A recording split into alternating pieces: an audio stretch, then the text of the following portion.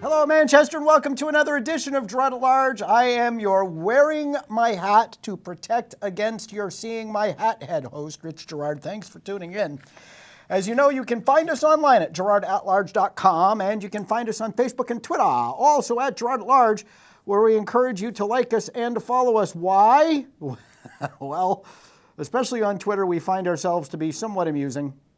I'm not sure the targets, sorry, I got to get Facebook Live squared away. Not so sure the recipients find us all that amusing, but boy, do the people who read the comments and follow the posts think so. So you don't know what you're missing if you're not out there. And well, it's just a good way to disseminate information. And we're gonna get right to it tonight. We had a lot going on, and I guess we'll start with the school board budget, because the school board is holding a public hearing tonight. Interesting that the public hearing is on the night of our TV show and essentially coincides with our being here. I guess they're taking the chance that I won't show up there because I would rather be with you. But I told you last week that I noticed something in the school board, the school budget numbers that I thought was dirty pool. And I have been able to confirm that it's dirty pool, because what the school board is doing in making its request and saying it's under the tax cap is they're actually, okay, before I do this, I have to explain something to you, because it seems that I always have to explain this about the tax cap and the way it works. So, I don't know, what do you think, Brendan? Hat head or not hat head? Hat head. Okay, so that means take off the hat, right? Okay, so we'll take off the hat. Okay, so the way our tax cap works, okay, has nothing to do with the tax rate. This year's tax cap is 4.27%. It's an average of the consumer price index over the last 3 years. And so if you raised $100 million in taxes in the previous year's budget, you can increase by 4.27% the amount of money you raise in taxes in the new budget, irregardless of what it does to the tax rate. So that $100 million number is kind of critical, because the amount of property taxes raised by the city of Manchester to support its schools is $100 million. So when I was taking a look at the school budget proposal, the school district's budget proposal, I saw something in there that said the tax warrant, you know, the schools do this calculation, was $120 million. And 4.7% of $120 million, 4.27% of $120 million is about $5.1, $5.2 million. And I looked at that number, I said, that number's not right. Well, lo and behold, I was right, because what we raise here locally for the schools is $100 million. Another $20 million comes from the statewide property tax. And why is that important? It's all property tax dollars, true. But the city doesn't control the statewide property tax. The state does. And it's a separate line item on your tax bill when you get, it's a separate line item on the tax bill you get in the mail. And so for the schools to add this statewide property tax to the local education property tax, to say that under the tax cap they can go up by a certain amount, is flat out wrong. In fact, it inflates the amount of money that the local property taxpayer would pay under the tax cap, in this case, by 20%. So the number they're using as to the amount of new money that can be raised in property taxes to support the schools is 20% higher than it should be, because they're incorporating the statewide property tax into their tax cap calculation. Now, I told you last week I was going to go back and I was going to do some research, and I did. And it turns out that they did the same thing in last year's budget and in the budget beforehand. So I went back to when I was on the school board to see if it happened then, and the answer is, I don't know. Because when I was on the school board, they did not put the amount of their prior year's property tax warrant onto the documentation. It just said,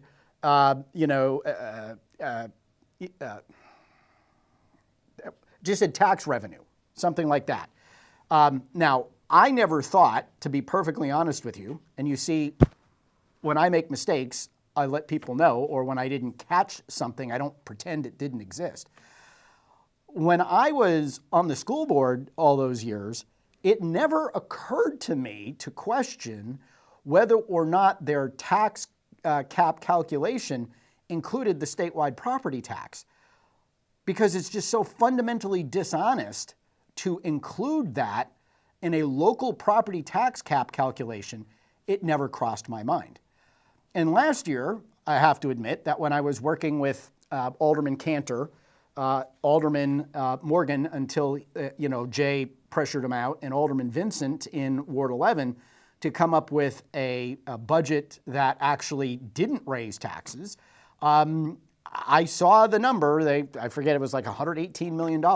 It didn't click into me whether or not that was just the local property tax or the local and the statewide property tax, because I hadn't honestly seen the numbers in long enough that I just assumed, shame on me, that the number they were using was from the local property tax warrant. It wasn't. And so I'm not exactly sure when this shift in practice took place, but the fact of the matter is, now that we know it's going on, we should demand that it stop. Because if it doesn't stop, the schools are getting an extra 20% if what they can get under the cap is fully funded. They're getting an extra 20% in local property tax dollars based on the statewide property tax. That is fundamentally dishonest and wrong. I have brought it to the attention of various people on the board. I am bringing it to your attention now, and you can rest assured that I will, in a profound way, bring it to everybody's attention as best I can.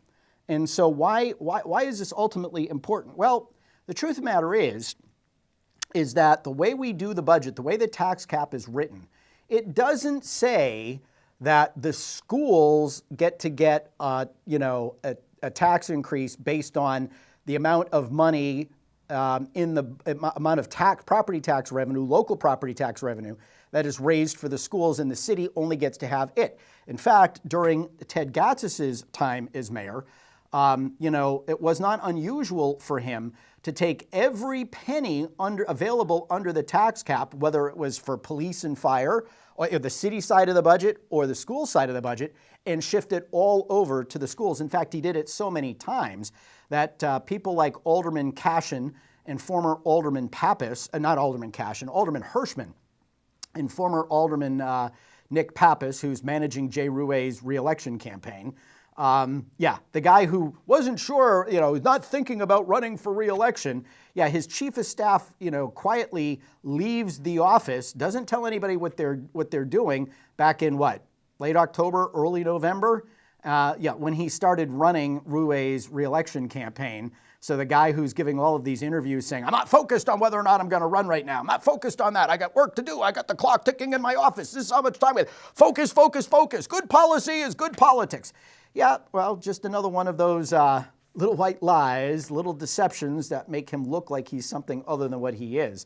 But those two aldermen split with the Republicans on the board and voted for these, at the time it was, I believe, the police and maybe fire contracts, which put such a huge cost burden on the city that, Gattis was no longer able to redirect funds from the city side of the budget under the tax cap to the schools. And in fact, Hirschman later admitted, I'm not sure what Pappas's motive was, but Hirschman later admitted that the reason why he voted for those contracts was because he was so ticked off at Teddy Gatsis for putting all of that money toward the schools, where he thought it should be going to other areas of the budget. And one way to force it to go into other areas of the budget was to give those really big, tax cap busting pay raises through those police contracts. So now, if the mayor is using as his overall tax cap calculation the school number, which includes the statewide property tax, then your tax cap is being artificially inflated by that additional $20 million, which is, say, roughly, it comes to, I'd say, 10 to 12%, meaning they can raise taxes by 10 or 12% more than if they leave that number out.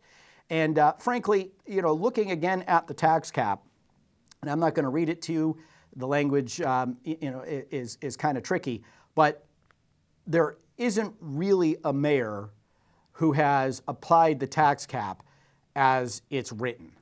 And that's a problem.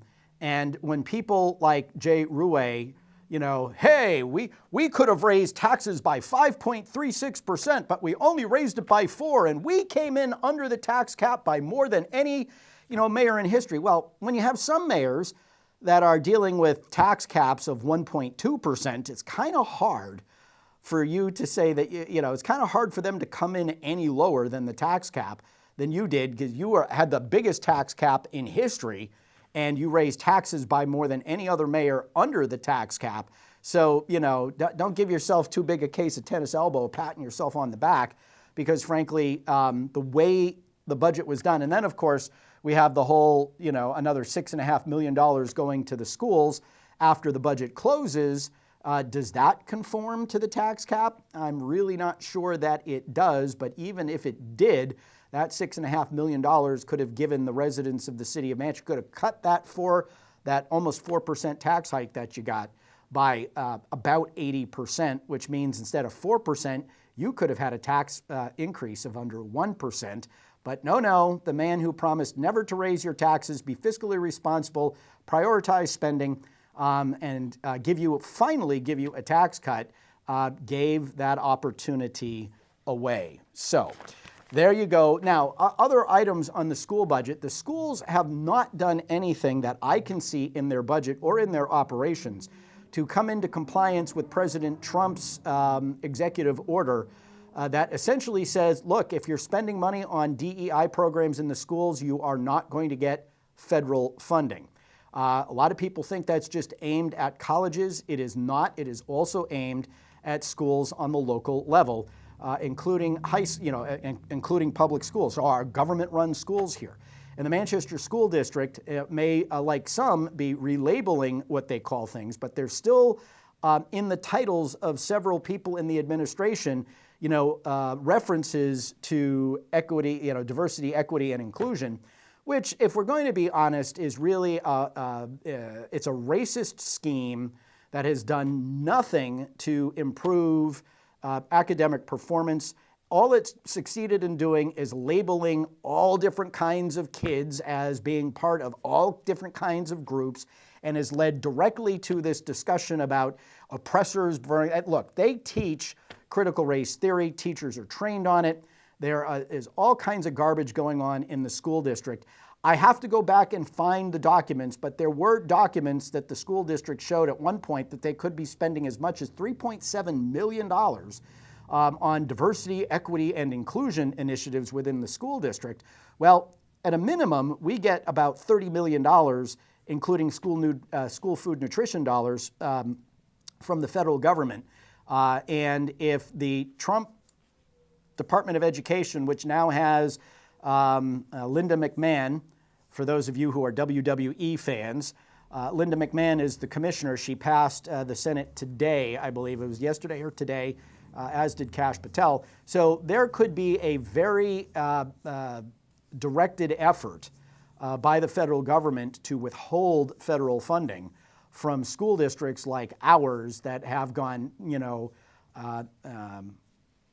eyeball deep into diversity, equity, and inclusion programs. And let's be real. There isn't a child in the Manchester School District that's going to lose out, be harmed, or otherwise have their education devalued if we don't have administrators collectively getting paid hundreds of thousands, if not millions of dollars to provide, phantom services that have not done a damn thing to improve the academic performance of any of the historically marginalized and underserved constituencies in our schools. And so let's be clear about that. Will the mayor, who likes to send out fundraising letters and do all kinds of things talking about how he's strong on, illegal immigration and sanctuary city policies, blah, blah, blah, blah, blah, there's a real budgetary risk to the city of Manchester if the school district doesn't ditch these dumb DEI initiatives, which frankly are racist. They're wastes of money, and they've got absolutely nothing to show for the millions of dollars that have been spent since they were put into place. What we do know is that it did lead to some administrative drama. I think you recall my telling you that Tina Kim Philibot, someone who came through the Manchester schools, was unceremoniously dumped by Jen Gillis as the director of DEI. Oh, and we're special here in Manchester. We have Diversity, Equity, Inclusion, and Justice, DEIJ. And it was the replacement of Tina Kim Philibot, who, let me see, Amadou Hamadi, something like that, who recently sent out this letter to parents across the school district about how they, here are all the places and resources you can have to evade ICE, and by the way, we're not going to let them into our buildings should they come looking. So let me tell you why, in a very real sense, that's a problem. And I guess we'll move to it this way. B, we're going to take that third story that I sent you. I want you to watch this news clip from Channel 9. It's, I'll let it speak for itself, but basically what it is it's the U.S. Attorney for Massachusetts announcing that they had collared the leadership of a pretty vicious gang, which not only recruits high school students, but also has affiliated gang members here in the Queen City. B, let her rip. Today, the Trinitarios' reign of terror in Massachusetts has come to an end. Authorities say they've dealt a significant blow to a gang known as the Trinitarios. They're accused of unleashing violence in several communities on the North Shore of Massachusetts. 22 suspected members now facing serious charges. 14 of which are charged in connection with 6 homicides. Prosecutors say the suspects are also accused in 11 attempted murders. They say the gang has chapters in Boston, Lawrence, Haverhill, and Lynn, Massachusetts, as well as in Maine and in Manchester. Many hold leadership positions within the gang and are accused of engaging in bloody street wars while carrying high-capacity firearms and selling deadly drugs, then bragging about it in videos posted online. An investigation into the group was launched following a series of attempted murders that happened in Lynn in 2023. Documents show that Emmanuel Paula Cabral, the gang's suspected leader, recruited new members from the Dominican Republic and recruited high school kids in Lawrence and Lynn. It is alleged that the Trinitarios targeted people simply because of the car they were driving, or they fired at people for being in the wrong neighborhood. Now, many of the suspects face up to life in prison. Investigators say their arrests should send a message to anyone threatening other people's safety. We will find you, we will hold you accountable, and we will ensure that justice is done. Authorities say their investigation into the Trinitarios is continuing. More arrests are possible. Reporting live in Manchester, Ray Brewer, WMUR News 9. And there you have it. So for those of you who think that Manchester somehow is free of the scourge of violent illegal aliens in our community, there is a story about a gang that recruits people from the Dominican Republic, probably not here legally, recruits kids in high schools, whether they're legal or not, and you have a school district bragging about how it is not going to allow ICE officers into our schools because it violates our visitor policy. So what if some of those gang members are at Central Western Memorial or the School of Technology? What if ICE comes looking for them because of this operation in Massachusetts, or the federal marshals come looking for them because of this operation in Massachusetts? Have we created a sanctuary safe space in our schools where these brutal thugs can hide with impunity, if not protection, from the Manchester School District?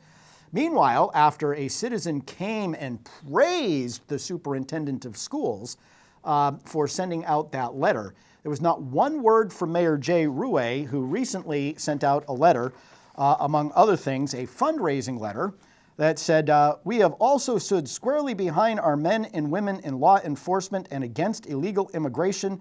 We will never become a sanctuary city. Well, if we're not a sanctuary city, Mr. Mayor, how is it that you as chairman of the school board have sat there silently as the school administration has decided to send out letters whose advice, frankly, has gotten certain people like Alexandria Ocasio-Cortez, who was on video giving that very same advice that was given to the parents of our school district, who now may be in for criminal prosecution. She's been referred to the Justice Department by the Department of Homeland Security for commentary that potentially impedes federal investigations and law enforcement activities. So you've got the Manchester School District doing the exact same thing, in part because its attorney, and by the way, did I miss a vote of the Board of School Committee? Did I miss a discussion about how this should be handled? Were there any policy? Who is it that enabled the superintendent of schools to make what ultimately is a policy decision about whether or not this school district in the city of Manchester will cooperate with federal officials when it comes to removing potentially dangerous illegal aliens from our schools? I think that's a really big question. I think that's a really big issue. And I am astonished that the man who's sending out fundraising letters about what a solid conservative he is and how anti-illegal immigration in Sanctuary City he is presiding over a board that has see no evil, hear no evil, when it comes to whether or not they're going to cooperate with federal law enforcement, whether it's the marshals, ICE, CBP, Customs and Border Patrol, whoever it is, to potentially remove these vicious, violent gang members from our schools and our streets. And the mayor, continues to say we're not a sanctuary city, but he continues to not address the fact, the reality that here in the city of Manchester, while we will cooperate at the request of federal law enforcement when it comes to immigration matters, we will not and have not, by policy of the police department, turn over criminals arrested and known to be illegal aliens. They could commit a rape, they could steal your car, they could kill somebody, and no, we in Manchester won't call ICE and say, hey, we got a bad dude here, come get him. He had a couple whatever of fentanyl on him. No, we don't do that here because somehow it's, we want to maintain community relations with the people who are here illegally. And if we start turning over people we know are here illegally, even if they committed a violent crime against someone else who's here illegally, well, they won't cooperate with us when it comes to putting these bad guys away. Well, isn't that funny? So, it is the official policy of the city of Manchester not to inquire about someone's immigration status when they are being arrested for the commission of a crime by the Manchester Police Department. If that's not a sanctuary policy, I don't know what is. And if the police department isn't contacting ICE after arresting someone they know is here illegally, and let's be honest, if our police department is anywhere worth having, they know who's not here illegally. Like, remember, I don't know if they ever found the John Doe. They arrested some guy for identity theft. It turns out that the real guy was found alive and well in Puerto Rico, and they put out this thing in the newspaper saying, we don't know who this guy is. Can anybody please come forward? I never saw a follow-up story, so I'm assuming we still have a John Doe, or is that, what would that be in Spanish? Jose, Doe, picked up on identity theft charges. Maybe they should have called ICE. maybe they should have done some work to determine whether or not he was here illegally. I don't know, but there is a long way to go here in the city of Manchester when it comes to addressing that. I, for one, hope that Manchester is on ICE's radar to come pick up some of the rather unsavory characters who are involved in the drug trade and any number of violent crimes that have been committed here in the city of Manchester. And folks, don't fool yourself into thinking we're New Hampshire, we're not that affected. We most certainly are. And if ICE shows up, I'll tell you what, I think you're going to see an immediate improvement in the vacancy rate that we have in apartments here around the city. Because my belief is if the people here illegally weren't here illegally, instead of having a, under 1% vacancy rate, you'd probably have a vacancy rate of about 2 or 3%. There's a reason why the schools sent this letter out, and it's because they know that at least 10 and probably approaching 15% of its student body is here illegally. And how do I know they know that? Well, I was on the school board once upon a time, and I'm not going to tell you how I figured out the numbers when I was on the school board, but one very simple way to verify it would be, gee, how many kids do you have in the school district without a social security number? That pretty much will tell you what you need to know, but there are other ways to find that information, and it's there. And of course, if you lose 10 or 12 or 15% of the students in your school district, you're going to lose all of that state funding, and we all know how that works, don't we? And so while we're on the topic of crime and punishment and bail, you might recall that there was a recent stabbing in the downtown, and the mayor and police chief couldn't get in front of cameras fast enough to decry the state's bail law and go after the magistrate, a newly created position under the bail reform law. It's a useless law. I've been critical on a number of things when it comes to Kelly Ayotte. I do have to say that so far as governor, I've been pleased, and I agree with her 100% that the New Hampshire's bail laws should go back to what they were before the change went through in 2018. There was no reason to change them other than wicked woke liberals got together with wacky libertarians and decided that somehow an injustice was being done. The libertarians, we shouldn't spend money on having these people for these minor crimes. Yeah, led by a guy who lives in a gated community in Rye, New Hampshire. And the liberals, they can't put criminals out on the streets fast enough these days. So there's no reason why we just shouldn't go back to what our bail laws were beforehand. They were simple, they were sane, and they kept a lot of bad people off the streets while they were awaiting their trials. And more importantly, people who were there because they had mental health issues or they had drug addiction issues, if they couldn't make bail, they were in the county lockup, which provided them with detox and mental health and physical health. It was a place for them to get their heads right and to start the process of getting clean and sober. But anyway, I digress. But it turns out, and we're going to show you a couple stories, it turns out that the reason why the magistrate let the guy who stabbed someone 9 times on Elm Street out on personal recognizance bail, meaning, don't worry, judge, I'm not going to hurt anybody. I'll show up for my court date. I'm a good guy. Yeah, this guy had priors, by the way. He'd been convicted, I believe, it was either of criminal threatening or domestic violence, I forget which.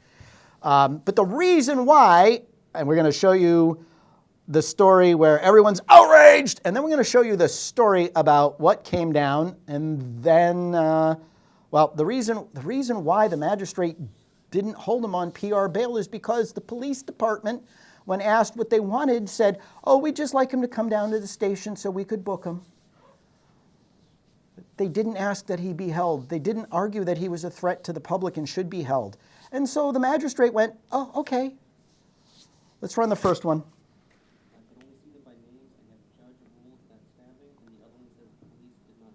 Police did not argue.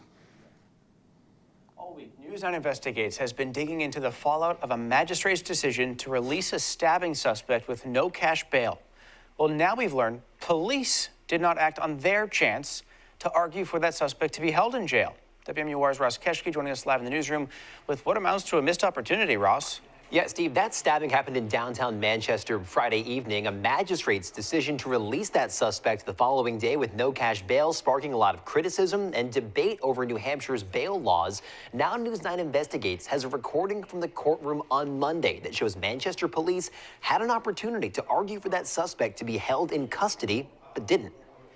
With respect to bail, Officer White, any proposed change? I see that he was released on his own recognizance pending today's hearing. Yes, Your Honor. Just request that he reports the PD to be booked. To be booked? Okay. That was the moment Manchester police could have argued to hold stabbing suspect Kyle Beeson in court. Now the Manchester Police Department says the police prosecutor who was in the courtroom thought that because bail had already been set by a magistrate over the weekend, any changes would be out of their hands. But they weren't. State law would have allowed for him to make a case for not letting Beeson walk. Now prosecutors are requesting another bail hearing for the 25-year-old suspect. Despite no pushback from the officer in the courtroom, the city's police chief, mayor, and even Governor Kelly Ayotte have criticized the decision to release the suspect and taken aim at New Hampshire's bail law. What is it going to take? What tragic situation has to occur for people to wake up and realize that this has been a failure? Mayor Jay Ruais talking about this on camera multiple times this week, but when News 9 Investigates tried to bring the mayor the transcript from court today, he couldn't be reached. Instead, sending a statement this afternoon, reading in part, quote, "My focus is twofold, protecting victims and maintaining public safety. I support MPD's decision to request another bail hearing, and I firmly believe the defendant's bail should be revoked." And in their own statement this afternoon, Manchester police saying the gap in a formal bail hearing for this suspect shouldn't overshadow the magistrate's decision to release that suspect. The new bail hearing for the suspect is scheduled for next Wednesday. Live in the newsroom, Ross Keshke, WMUR. News 9. So there you have it. Jay Ruais couldn't get in front of a camera fast enough to share his outrage at the court for letting this fellow go. Now, for the record, I don't believe this guy should have been let out on bail. But we find out that the reason why he was let out without any putting up bail or a bond or anything to secure his return to court and to guarantee his behavior while he's out, remember, he's got prior convictions for violent offenses, was because Manchester Police Department said, oh, well, you know, we just like him to come to the station so we can book him. He hadn't been booked yet? Oh, wow. So how does that happen? Oh, well, the officer didn't know. Now, let me tell you something, folks. Under Mayor Joyce Craig and the fearless leadership of Alan Aldenberg, then police chief, Manchester Police proudly promoted the fact that they were going to add not 1, not 2, not 10, 40 hours of implicit bias training to the Manchester Police Department. 40. They're going to spend a whole week training officers on how they were racist and how they could avoid being racist when dealing with people of color. It's the same kind of crap that the Federal Department of Justice under Barack Obama and Joe Biden were pushing on police departments all over the place. It's unfair to arrest minorities for crime because we arrest more minorities for crime than we arrest white people. Forget that minority neighborhoods want the cops. Forget that most of the crime committed by these minority folks are against other people who are of their same background. Forget all of that. So we had sensitivity training. This is about the time, and it's still on the website, where they put up the LGBTQ liaison officer so that, you know, that community had its own special police officer. I'm unaware of any ongoing organized criminal threats against LGBTQ people in Manchester. But part of the, we get the little rainbow flag, we have the dedicated officer, we have the implicit bias training, we have the sensitivity training, we have all of this. Apparently we have training on everything except what the law is. Now, one would think that Manchester Police and the mayor of the city, who had made such a huge issue over this bail reform crap, One would think that when the law changed, that every officer who walks into a courtroom, whether they're just the regular beat cop or in this case, the police prosecutor, one would think they would be well schooled in what the bail law allowed or otherwise required. Now, I think that the magistrate should not have granted bail. But I also think that the police department is responsible for failing to request that they be held pending a hearing. And the mayor, who couldn't get in front of a camera fast enough to share his outrage, couldn't get away from the camera fast enough and issued this little statement. And the police department saying, well, yeah, we screwed up, but it doesn't let the judge off the hook. Oh, actually, I think it does. I think it does. And so, mysteriously, by the way, that story never made the Union Leader, but on the front page of today's paper is the result of yesterday's hearing, which we're going to share with you right now. I'm just grateful to be alive, that God saved me, and I'll give that to him first and foremost. And I really want the city of Manchester to be okay, and people to not go through what I went through and what my mom has gone through. An emotional day in court for the man who says he was stabbed repeatedly outside a Manchester convenience store earlier this month. Michael Perry's alleged attacker was released without needing to post cash or a bond the day after the incident. To be a mother, to have your son, your only son, stabbed like that, it's terrible. It's unacceptable. After Manchester police passed up a chance to argue Kyle Bisson's bail, today prosecutors tried to get him held in jail, but a judge denied that motion. I find that the state has not met its burden that releasing the defendant is a danger to the public. While again, this involves a troubling and violent episode, the facts before the court do not justify preventive detention going forward. The defense says Bisson acted in self-defense after a verbal argument. The case put the state's bail laws under a microscope and prompted calls for change from lawmakers and others. I mean, he tried to murder me. You know, I'm sorry to talk about this, but I mean, I'm scared, and people shouldn't have to live like that. And I hope the bail reform is a lot faster than it normally is. Now, we were there when Bisson, along with his lawyers, walked out of that courtroom earlier today. They declined to comment on this case. Manchester Mayor Jay Ruais also weighing in, saying he was disappointed by the outcome today, but he is optimistic that the conversations surrounding bail reform won't end here. We're live in Manchester. Maria Wilson, WMUR News. Right. So the mayor's disappointed. And there's all kinds of back and forth. Was he acting in self-defense? I have no commentary on any of that, except to say that, you know, rather than jumping to conclusions and trying to score political points, people should let things play out. But more importantly than not, where is the mayor of the city holding accountable the police department that apparently has failed to train its officers in what the bail law requires? I don't know, maybe we should shave off a couple of those hours towards sensitivity training? Obviously, it's not paying attention because they arrested a man who is of color for an assault on a man who is white. That's not allowed anymore. Or at least it wasn't before Donald Trump was elected president. So what are we talking about here? We're talking about fundamentally a police department that failed to do its job. What are the repercussions?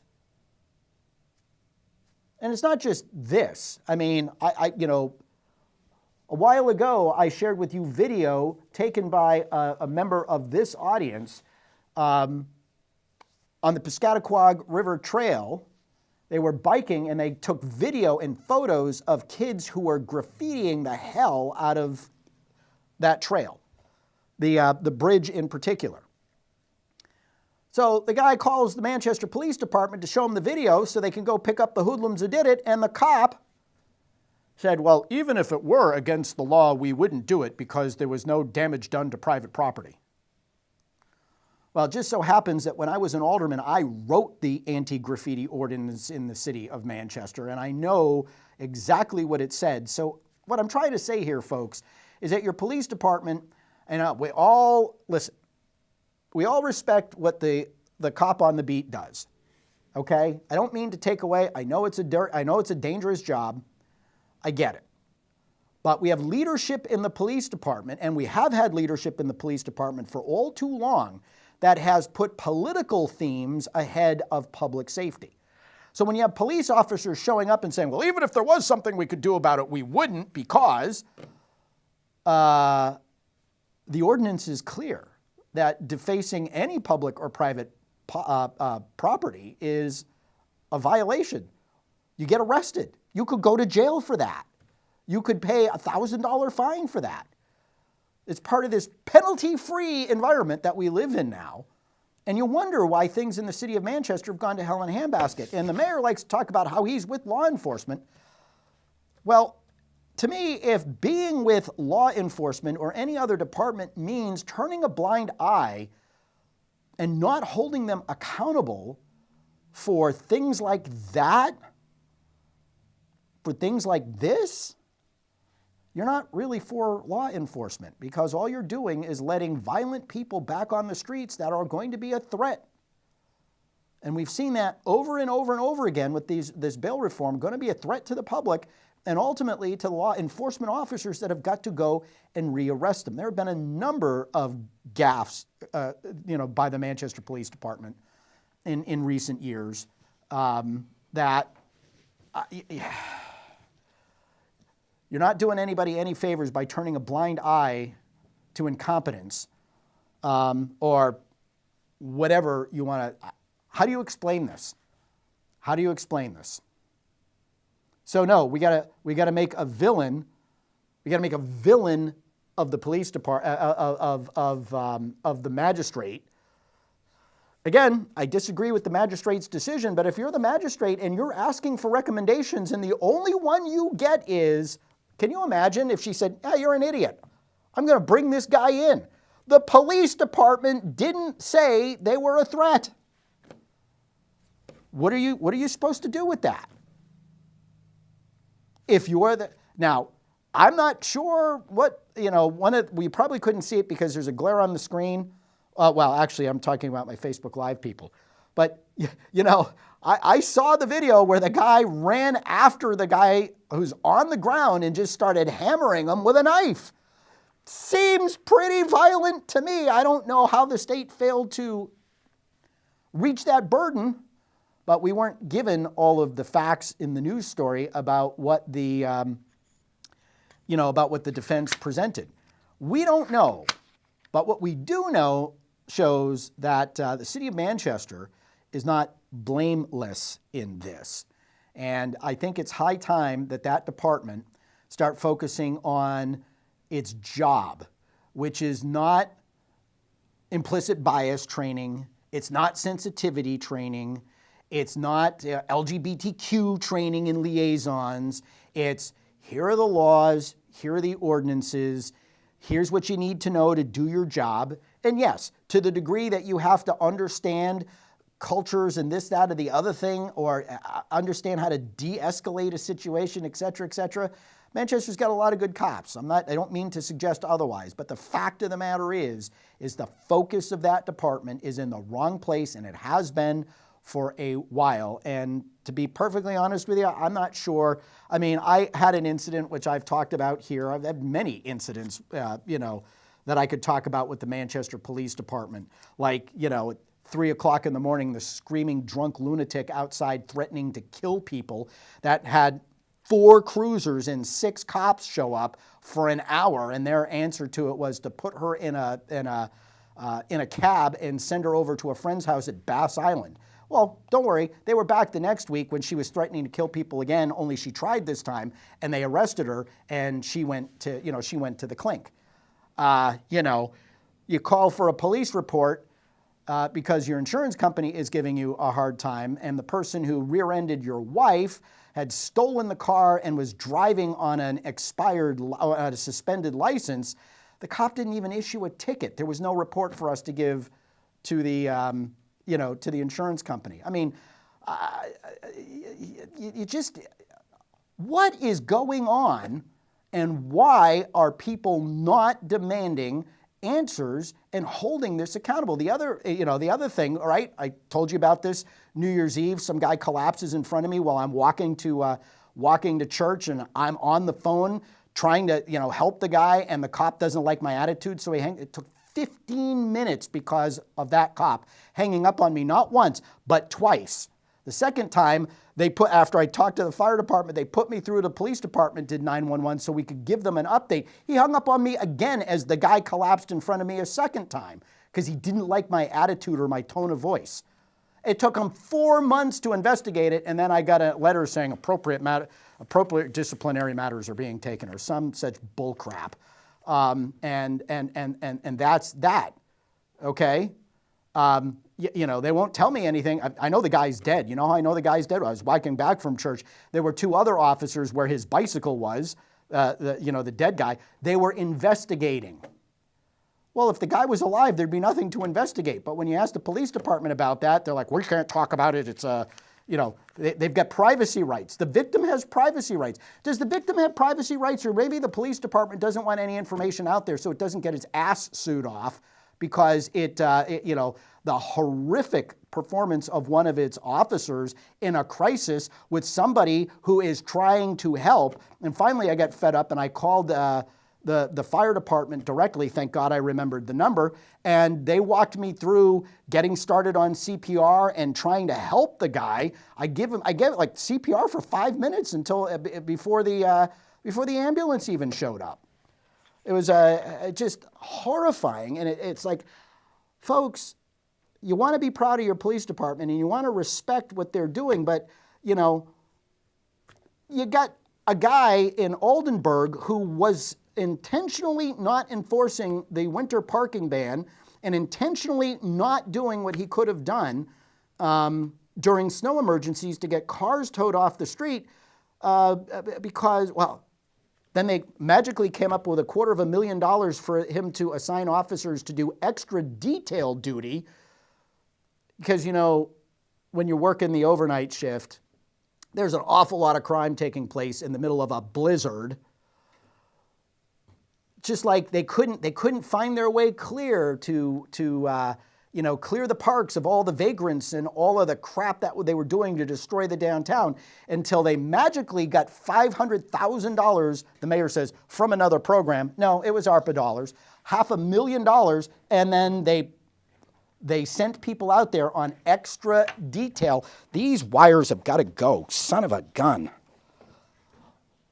They didn't go out there until they got extra detail pay to go out there and do their jobs. Somehow the guys who are on the beat during the day can't get it done, so we have to hire guys at extra detail pay to go out and do the work that should be done by the guys on the job.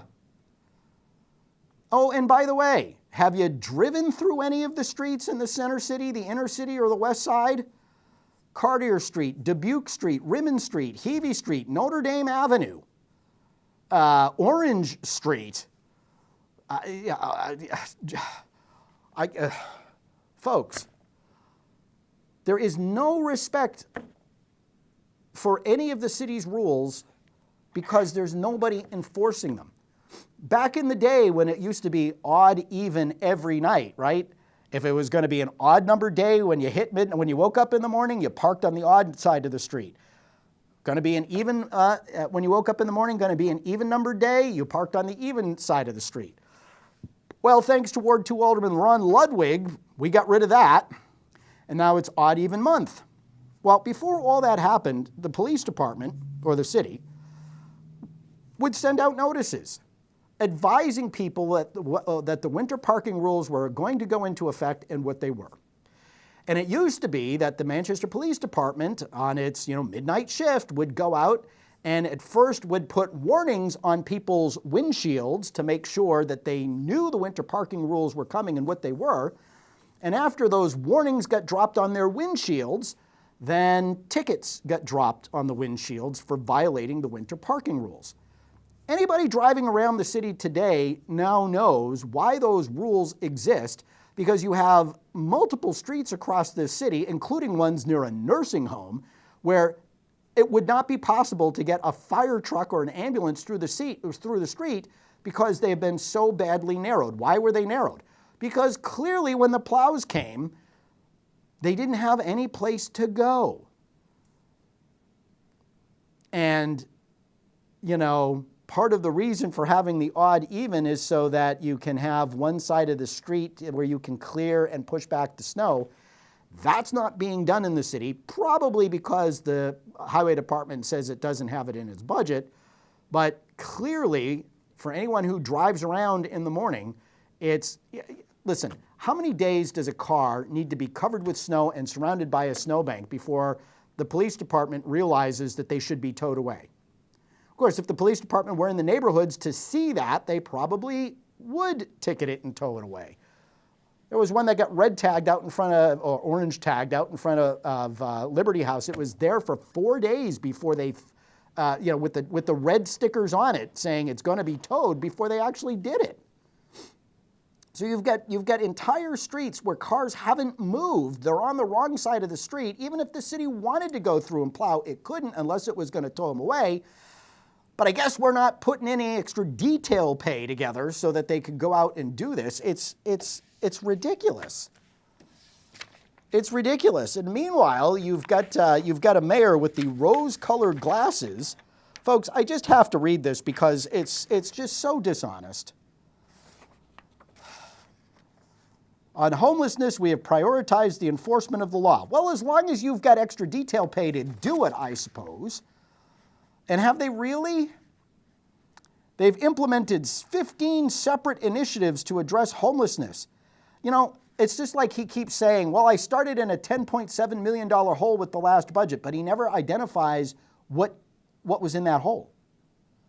I don't know what the 15 separate initiatives to address homelessness are. All I know is that he added members to what's called a Continuum of Care Committee. All I know is he sold some property off and used the proceeds to fund the place with all-day coffee, which caused quite a stir, pardon the pun. He hasn't come across with the private sector management of that shelter that he said would be in place by November. And, they used some money from the trust fund to renovate a two-family and said they created 8 units of low-income or affordable or whatever they called it housing. Oh, yes. And they continued to receive money from the state for projects that were started under Joyce Craig.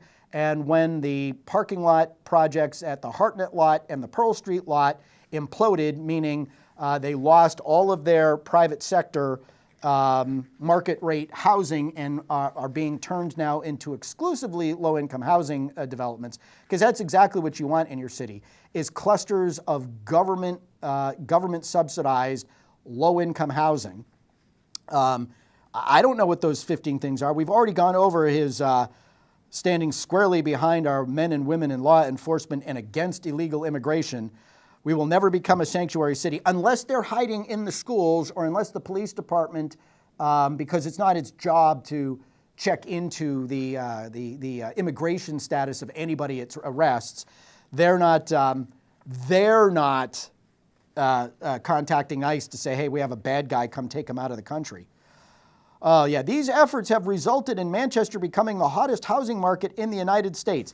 You know, that's kind of like a lie by omission. Because Manchester, it's not Manchester, it's the Manchester-Nashua, it's that corridor and the surrounding areas, and we've been in the top for years. Joyce Craig used to brag about it. So conservative policies work for everyone. It would be nice if you tried some, Mr. Mayor. But his election was very, very close, and I am not a well-funded professional politician. Except he's been managing campaigns and working for political staff for more than a decade and a half before he actually ran for mayor himself. And to say he's not very well funded is as dishonest as the day is long. At $600,000, he raised more than anybody who's ever run for mayor, including Ted Gatsis and Joyce Craig, who were rather prolific fundraisers. And this guy who just hadn't been paying attention, he's just working hard and he's just going to make sure that he's doing right by the citizens of Manchester, not even thinking about whether or not he's going to run. Well, by the time he announced, which was about a month ago, By the time he announced he had raised over $300,000, 50,000 of which he had already spent, probably on Nick Pappas and a bunch of polling and other bogus stuff that they were doing. And so he desperately needs your money because he's not a well-funded professional politician. I will say this about Jay Ruais. I've been around a long time. He is slick, he is smooth, and he's as professional a politician as they come, stands for nothing, promises everything, takes credit for stuff whether he deserves it or not. This is why there's thunder on the right, and it's about to come. I am your ever humble host, Rich Girard. Thanks for tuning in. Until next week, be good, be well, don't do anything we wouldn't do. We're proud to have in the audience. Thanks so much for being there. Good night.